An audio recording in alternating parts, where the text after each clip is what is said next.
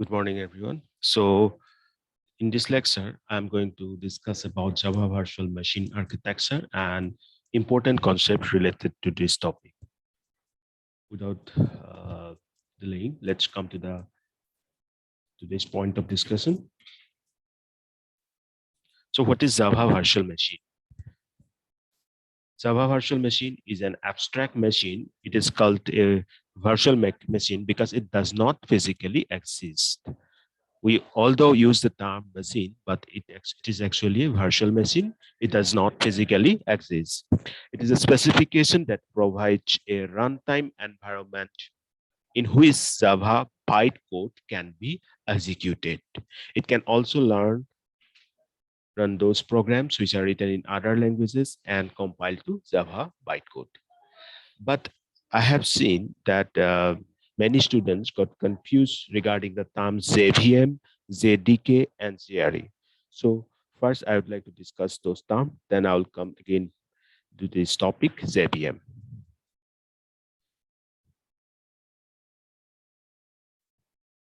Okay, so JVM, JRE, JDK. I hope you all know that Java is platform independent language, right? But don't confuse that JVM, JRE, JDK for the same. Because this JVM, JRE, and JDK are platform dependent, since the configuration of each operating system is different from the other. So that's why we have kept this JVM, JRE, and JDK as platform dependent on that particular operating system. So this question may be asked, right? So don't confuse JVM, JRE, JDK are platform dependent. There are three notions of the JVM: specification, implementation, and instance. Now coming to the JRE. So JRE stands for Java Runtime Environment. Java Runtime Environment is a set of software tools that are used for developing the Java applications. It is used to provide the runtime environment, and it is actually the implementation of JVM. So you have seen that we are using three terms: specification, implementation, and instance. So this JRE is the implementation of JVM. And yes, it physically exists. It contains a set of libraries and other files that JVM use at runtime. Look at this diagram. You can see this is JVM, and these are the set of libraries with extensions like .jar and the other files, and these are coming under JRE. So I'm repeating again, JRE is nothing but the implementation of JVM. This is the runtime environment, which is a set of software tools used for developing Java applications. Then coming to JDK, it stands for Java Development Kit, which is a software development environment that is used to develop these Java applications and applets. Remember, I have discussed about applet in one of my earlier classes. Okay, go through it. It is also very important. Then JDK also physically exists. It contains JRE and other development tools. So look at this diagram. First, you have seen the diagram of JRE, where you have seen a set of libraries and other files required during the runtime. Okay, and you also have seen that this JRE is nothing but the implementation of JVM. Now come to the JDK, you will see that both this JRE and JVM is a part of it. So JVM set of libraries, other files, that is a part of JRE, and other development tools. You all know that about Java C, Java compiler, Java that is required for running the program. So these are the part of JDK. So I hope now the difference between JRE and JDK and JVM is clear to you. So JRE, implementation of JVM, but JDK, with that implementation, what we need actually some development tools that is required for the development of those Java-based applications. They are under the part of JDK. Now let's come back again to the JVM. So as we have already seen, this is a specification where the working of the Java virtual machine is specified, but implementation provider is independent to choose the algorithm. It is the implementation that has been provided by Oracle and other companies. Now, implementation, you have seen that this is JRE. So implementation of JVM is known as JRE, and runtime instance, whenever we write a Java command on the command prompt to run the Java class, then one instance of JVM is created. Repeating again, it's a very important fact. Whenever you go for running a Java class, okay, by writing Java, then that particular class name, the extension class, then one instance of JVM is created. Question is why this instance is created? Because this is an what Java JVM which is going to actually run that particular program. So what actually JVM does? If we sort out the tasks that is performed by JVM, you can see that JVM performs loading of the code. So loads code, verifies the code, executes the code, and provides the runtime environment.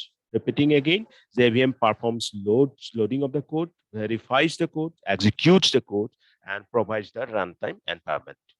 It also provides definitions for memory area, class file format, and register sheet. Then one important part, that is garbage collection or garbage collected heap, fatal error reporting, etc. I hope you know about garbage collection. That is a very important feature that we have in Java.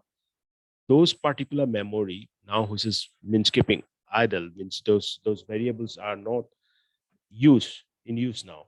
So this turns into garbage and they will be collected automatically, and those memory will be free.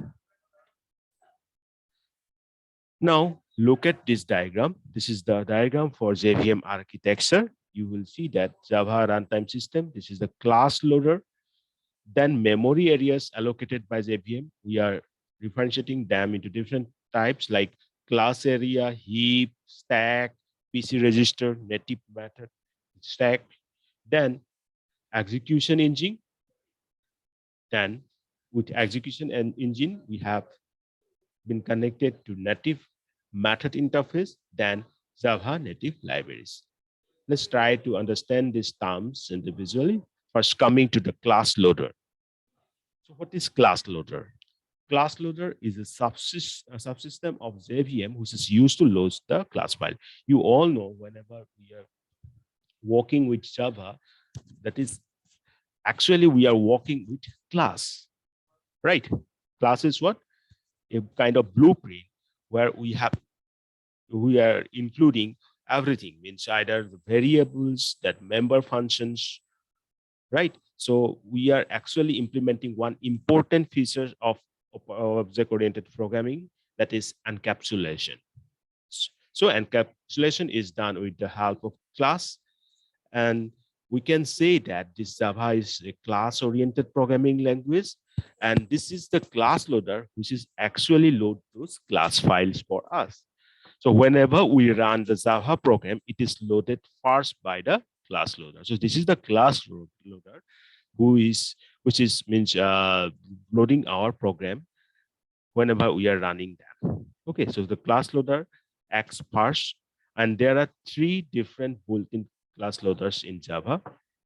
First one is bootstrap class loader, then next one is extension class loader, then the third one is system application class loader. The first one is very important, that is the bootstrap class loader.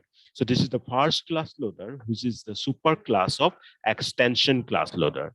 It loads the rt.jr file, which contains all class files of Java standard additions like java.lang packages. Okay, you know about the java.lang package classes, then java.net package classes, java.utility, that is java.util package classes, java.input-output package classes, java.sql package classes. So everything being loaded by it. So bootstrap class loader. So this is the first class loader, which is the superclass of extension class loader. It loads everything, okay, that we have just mentioned. Then extension class loader. This is the child class loader of Bootstrap and parent class loader of system class loader. It loads the jar file located inside this Java home JRE lib ext directory. You go to the Java environment, you will find and inside the Java folder, you these different library directories. At least go and check. Okay.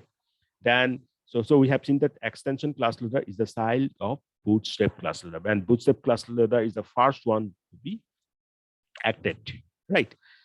Now system or application class loader. This is the child class loader of extension class loader. It loads the class files from class path. By default, class path is set to your current directory, and you can change the class path using this CP or class path switch. It is also known as application class loader. So you have seen 3 class loaders. Class loader, I'm repeating again, this is the subsystem of JVM, which is actually loaded which is actually loading the programs, Java programs first. So class loader is the one which run the Java program first. Okay, so which loads our Java program when we are running them.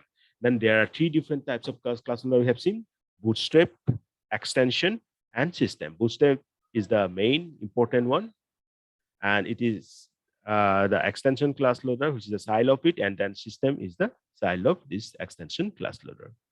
Then class method area. Class method area stores parse class structure, such as the runtime, constant pool, field, and method data, the code for methods. Then heap, it is the runtime data area in which objects are allocated. Then stack, Java stack stores frames. It holds local variables, partial results, and plays a part in method invocations and return. Each thread has a private JVM stack. Remember, we have discussed in the thread programming that thread is a lightweight process, right? So each thread has a private JVM stack created at the same time as thread. A new frame is created each time this method is invoked. A frame is destroyed whenever its method invocation completes. Then program counter register. This register contains the address of the Java virtual machine instruction currently being executed. Okay, program counter actually having the address of the current instruction. Then native method stack contains all the native methods used in the application. Then execution engine, we have a virtual processor in execution engine, and then interpreter which reads bytecode stream, then executes the instruction, and most importantly, that is a just-in-time compiler, JIT compiler. This is used to improve the performance. Remember, just-in-time compiler, why we use this? Because with JIT, we can improve the performance. JIT compiles parts of the bytecode that have similar functionality at the same time, and hence reduces the amount of time needed for compilation. So it compiles part of the bytecode that have similar functionality at the same time. So it reduces the time needed for compilation. The term compiler refers to a translator from the instruction set of Java virtual machine to the instruction set of that particular specific CPU where we are currently working. So look at this diagram, just-in-time compiler, Java sources, the Java sources, compiler, class, that is bytecode, and then JIT compiler works at runtime, which this converts that particular bytecode into the native code, but it is doing it by optimizing the performance because it selects those codes which are of similar functionality nature and the same time. So thereby it is reducing the time needed for the whole compilation process, right? So JIT is very important. Look at the figure very carefully. Question may be asked from here. I'm repeating again, compile time, Java sources by compiler to bytecode. Okay, then that from the bytecode at runtime to the native code by the JIT, but JIT is selecting those codes which are of having similar functionality. Okay, by compiling them at the same time, it is reducing the time needed for the whole compile process. Then the Java native interface is a framework which provides an interface to communicate with another application written in different languages, different other languages like C, C++, assembly language, okay, etc. So Java uses this JIT JNI framework to send the output to the console or interact with other OS libraries. So JNI is for what purpose? JNI is for working with the communication part with other application which is being written in different other languages, maybe C, C++, assembly. Okay, so that's it. So we have discussed each and every part of this JVM architecture. In brief, we have discussed about the class loader. You have seen 3 types of class loaders. Then you have seen different type of memory areas allocated by JVM. Class area, heap, stack, PC register, native method stack. Then execution engine, you have seen one interpreter, right? Then JIT, just-in compiler. Then native method interface. Java native libraries means there are different other applications which is written in other languages. So we need communication with them, then we need this interface, right? Bootstrap class loader, extension class loader, system application class loader, then heap, class method area, stack, PC, native method stacks, and virtual processor, interpreter, just-in-time compiler. Among this one is very important, just-in-time compiler. Okay, so I hope everything is clear to you. If still some doubt exists, then do ask me. And remember, in the next class, I'll ask the questions that I have discussed today, those particular things which I have said important for. So in brief, you can refer this diagram to see how the JVM works, right? Java source, Java compiler, it translates into Java bytecodes, then Java bytecodes to the JVM, JVM to that particular operating system, hardware. Okay, that's where it works.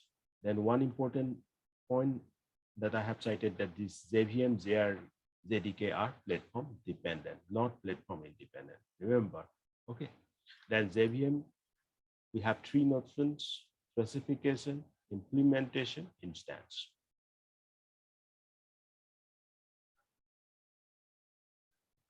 Okay, so JRE, which is the implementation, it contains a set of libraries and other files that JVM needs at the runtime. Then JDK consists of both of these, JRE plus other development tools. Refer these diagrams. Then JVM is that specification, right? Or abstract machine where we have all these things being implemented. Okay, it performs operations like loading of the code, verifies the code, execution of the code, that runtime environment is being provided. So that's it. So I think no confusions exist. Yes? Okay, good. So with this, I'm concluding today's lecture. So we'll meet in the next lecture. Till then, take care. Bye-bye.